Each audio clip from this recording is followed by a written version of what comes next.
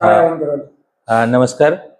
आपल्या केंद्रीय कृषी मंत्री आदरणीय शिवराजजी चव्हाण सर यांचा उद्या कवयित्री बहिणाबाई चौधरी उत्तर महाराष्ट्र विद्यापीठ येथे केळी उत्पादक शेतकऱ्यांचा संवाद कार्यक्रम आहे.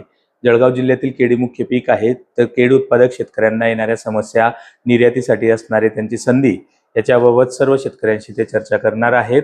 तदनंतर या अनुषंगाने केळीसाठी ठोस उपाययोजनेच्या अनुषंगाने पण याच्या शेतकऱ्यांची मतं जाणून घेणार आहेत. तदनंतर केंद्रीय कृषी मंत्री महोदय यांचा दौरा हा अमळनेर तालुका येथील मंगळग्रह मंदिर येथे होणार आहे. तेथे पूर्ण देशभर भूमी सुपोषण ही चळवळीचं लोकार्पण होणार आहे आणि तिथून त्याचं उद्घाटन होणार आहे. मित्रो, आपल्या जळगाव जिल्ह्यात रासायनिक खते आणि कीटकनाशके यांच्या वाढत्या वापरामुळे जमिनीचा पोत हा बिघडत चाललेला आहे.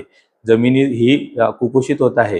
तर कुपोषित जमिनीला सुपोषित कसं करता येईल याच्यासाठीचे ही लोक चळवळीचा शुभारंभ हा आपल्या मंगळग्रह मंदिर अमळनेर येथून होत आहे. ही आपल्यासाठी आनंदाची बाब आहे आणि त्यासाठी केंद्रीय कृषी मंत्री महोदय यांच्या हस्ते हा होत आहे. त्याच्यामुळे माझी सर्व शेतकरी बांधवांना विनंती राहील की आपण ह्या सोहळ्यात, आपल्या भूमी सुपोषण सोहळ्यात उपस्थित राहावे ही विनंती.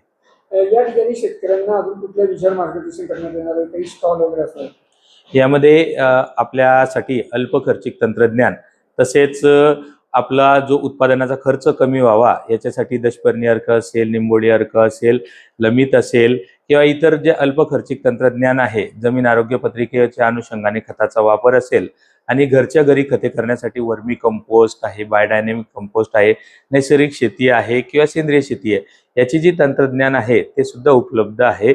आणि आपल्या जमिनीचं आरोग्य सुदृढ व्हावं याच्यासाठी ज्या उपाययोजना महत्त्वाच्या आहेत त्याच्या अनुषंगाचा आहे.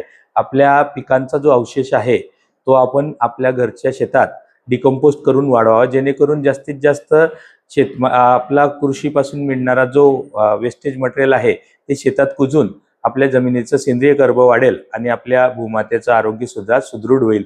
याच्यासाठी सुद्धा आपल्या कृषी विज्ञान केंद्र यांच्या मार्फत आपले तिथं एक स्टॉल आहेत, त्याचे पण सहभाग शेतकऱ्यांनी घ्यावा.